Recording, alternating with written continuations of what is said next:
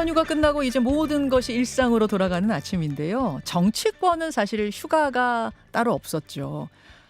특히 국민의힘 한동훈 대표와 민주당 이재명 대표는 연휴 동안 의료 공백 해결을 위해서 분주하게 다녔는데 양당 지도부가 파악한 추석 민심은 어땠을까요?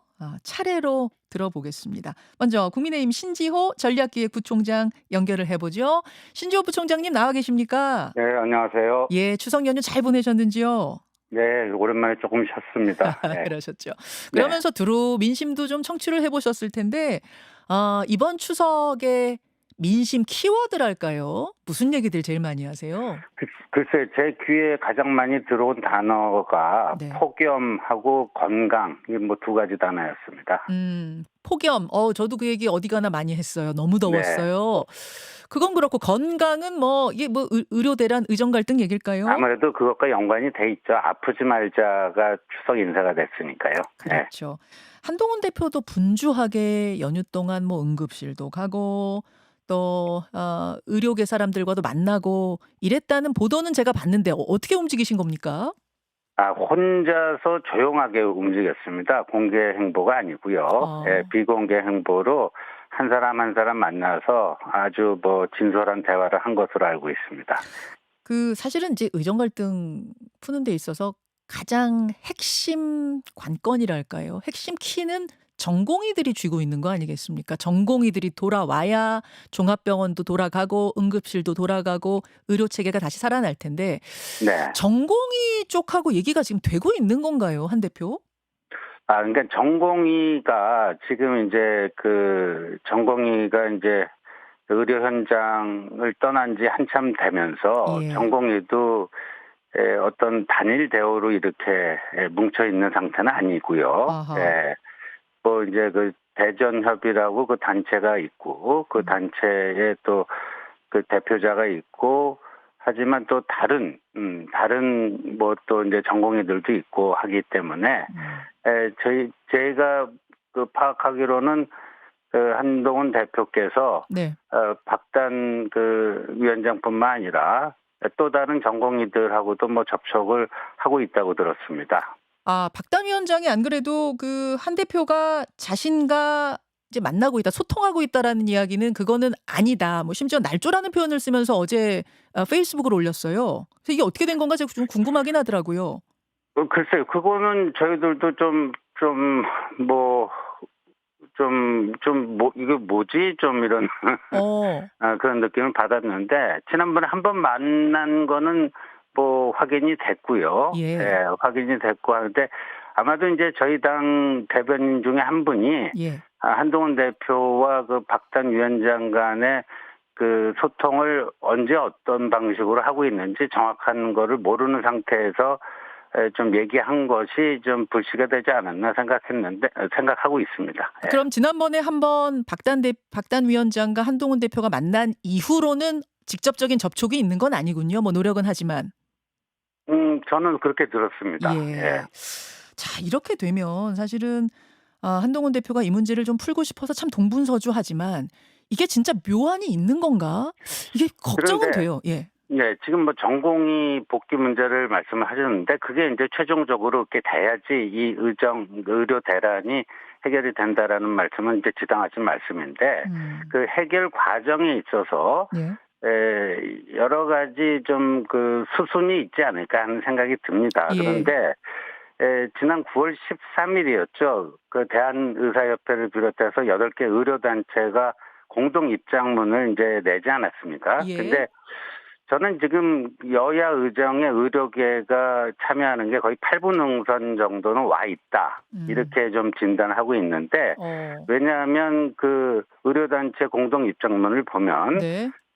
한동훈 대표가 지금 상황과 관련해서 누가 옳으냐를 따질 때가 아니라 어떻게 해결해야 될지를 고민해야 될 때다. 여기에 의료계가 공감을 표시를 했습니다. 공감을 표시를 했는데 다만 지금 정부의 태도 변화가 충분치 않기 때문에 현 시점에서 여야 의정 협의체에 참여하는 것은 시기상조다 이런 표현을 썼습니다. 그래서 요거를 잘 좀 정독을 해보면 네. 여야 의정 성사가 거의 8분 능선은 와 있고 정부의 태도 변화만 일정 정도 이루어진다면 예. 이거는 얼마든지 성사될 수 있다 이렇게 보고 있습니다. 8분 응선 80%까지는 와 있다는 말씀이에요. 네. 그럼 이게 다음 주 정도면은 뭔가 결실이 나올 수 있는 건가요? 여야 의정 협의체가 출발한다든지? 저는 충분히 그럴 수 있다라고 충분히 보고요. 그럴 수 예, 있다. 지금 그러기 위해서는 몇 가지 좀 풀려야 될 것들이 있는데요. 네, 그게 다 정부가 쥐고 있는 키인가요? 예, 정부가 조금 전향적으로 움직여줘야 되고, 그래서 어제 한동훈 대표도 네. 페이스북에 네. 정부 또 야당 예. 더 적극적이고 더 유연한 자세를 좀 주문한 것도 그건데, 의정 갈등의 책임 소재가 어느 쪽에 있는지 이거는 좀 불필요한 논쟁이에요. 지금 보면 야당은 국회 질문에서 정부 탓 아니냐 하고 네. 이제 한덕수 국무총리 등은 이제 그 정부 탓 아니고 의료 현장을 이탈한 전공의 탓이다. 서로 이제 니 탓 남 탓하고 있어요 지금. 네. 이런 네. 것들은 한동훈 대표 누가 옳으냐 따질 때가 아니다. 그렇죠. 어떻게 머리를 맞대고 해결할지 고민하자. 알겠습니다. 여기에 하고 안 맞는 거기 때문에 이거는 좀 자제를 해야 되고요. 예. 그다음에 정부도 2025년 의대 정원 문제도 논의할 수 있다라는 것을 좀 분명히 해야 됩니다. 왜냐하면 의사단체가 공동 입장문 내기 하루 전인 9월 10일 지난주 목요일이었는데요. 네. 아침에는 장상용 대통령실 사회수석이 라디오 인터뷰 나와서 그건 논의 가능하다 했는데 네. 오후 1시 고위 당정협의에서 또 국무총리께서는 논의가 절대 불가능하다. 그러니까 정부 입장이 뭔지 저희 같은 사람들 들어도 헷갈릴 정도예요. 그래서 그렇죠. 이 문제에 대해서 좀 입장을 분명히 정하면은 그러면 저는 그 협의체 출범 가능성은 뭐 거의 굉장히 뭐 90% 이상으로 이제 알겠습니다. 높아진다 이렇게 보고 있습니다.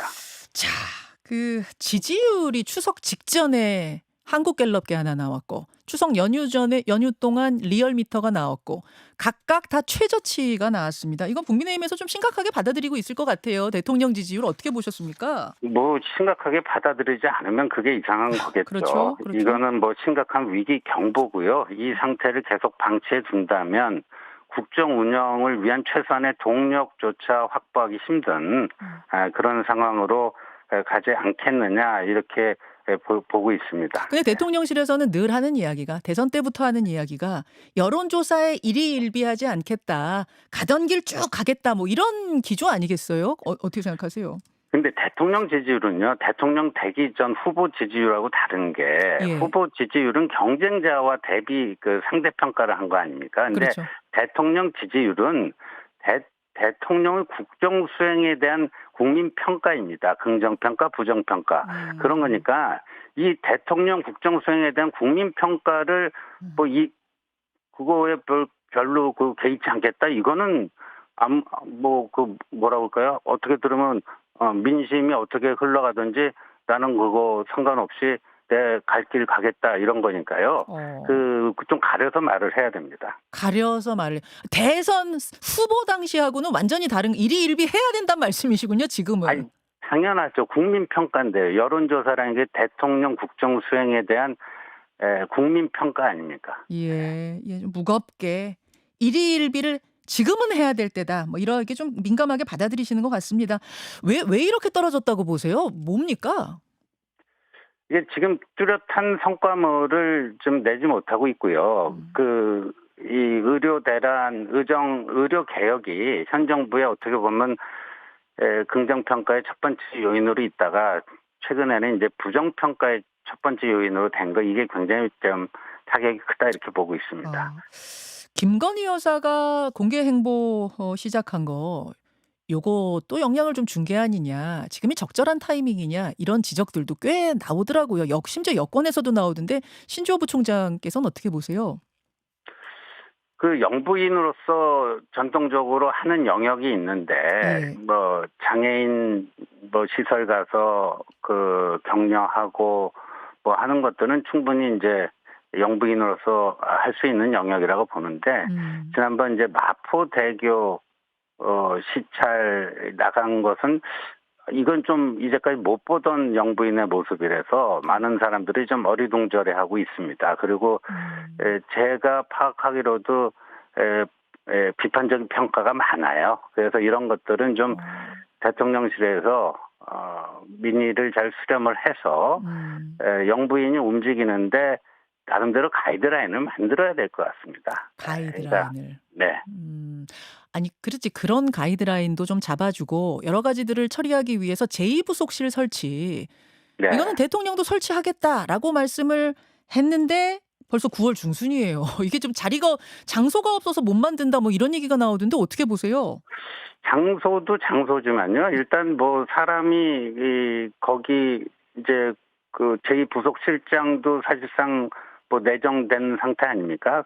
그러니까 예. 인원은 뭐 다 정비가 된 걸로 알고 있습니다. 그러니까 공간의 문제가 아직 미해결 상태라는 건데 이 상태라도 이제 아까 제가 말씀드린 그런 뭐 가이드라인을 만든다든가 영부인에 대한 민심 동향을 아주 세밀하게 파악을 해서 그거는 민정수석실에서도 해야 됩니다. 민정수석실 이제 공약까지 바꾸면서 부활을 시키지 않았습니까? 그 부활시킨 게 시시각각 그 현장의 민심을 거의 실시간으로 좀 받아들이겠다 하는 취지였잖아요. 예. 그래서 공간의 문제는 아직 미해결이라도 그런 것들은 해야 된다고 봅니다. 알겠습니다. 가이드라인도 지금 말씀해 주셨어요. 그나저나 오늘 아침에 뉴스토마토에서 김건희 여사 공천 개입 의혹 관련된 후속 보도가 하나 나왔습니다. 접하셨는지 모르겠어요, 신조 부총장님. 예. 읽으셨어요? 한번 훑어봤습니다. 예. 조금 더 진전된 내용들을 좀 이 자세한 내용들을 담고 있던데 어떻게 생각하십니까?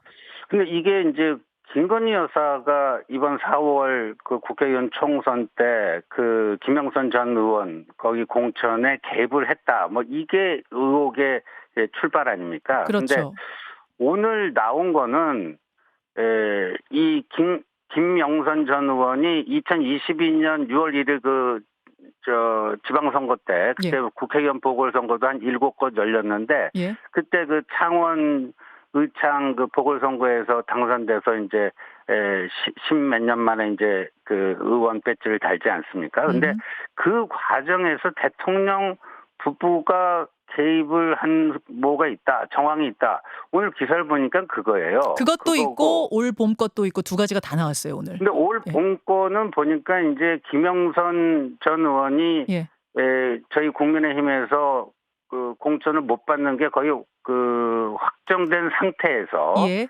개혁신당으로 당적을 옮겨서 비례대표 1번 또는 3번으로 나가는 걸 가지고 당시 개혁신당 이준석 대표 등과 어디 사찰에서 논의했다 그 내용이거든요. 그러면 신주호 부총장님 그때 김영선 전 의원이 그 창원 의창에 나오려다가 김해갑으로 바꾸고 그 당시 기억이 나세요? 왜 김해갑에서 컷오프 됐습니까? 그러니까 한동훈 비대위의 허들에 막혀서 결국은 좌절이 됐고 그래서 이제 일종의 열받아서 그 김건희 여사 공천 개입 폭로를 들고 그 건을 들고 개혁신당을 찾아갔다는 건데 김영선 전 의원이. 그때 분명한 것은요. 저도 그 당시 그 공천 업무 핵심적으로 그 관계했던 분들한테 확인을 했습니다.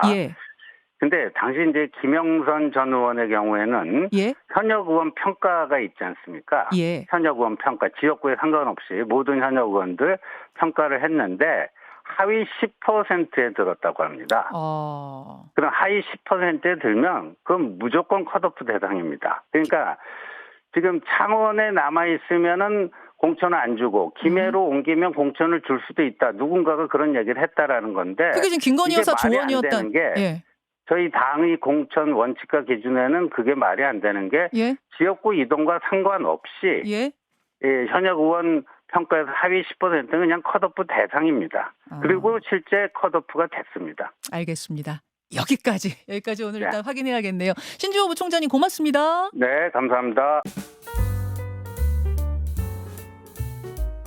김현정의 뉴스쇼는 시청자 여러분의 참여를 기다립니다. 구독과 좋아요, 댓글 잊지 않으셨죠?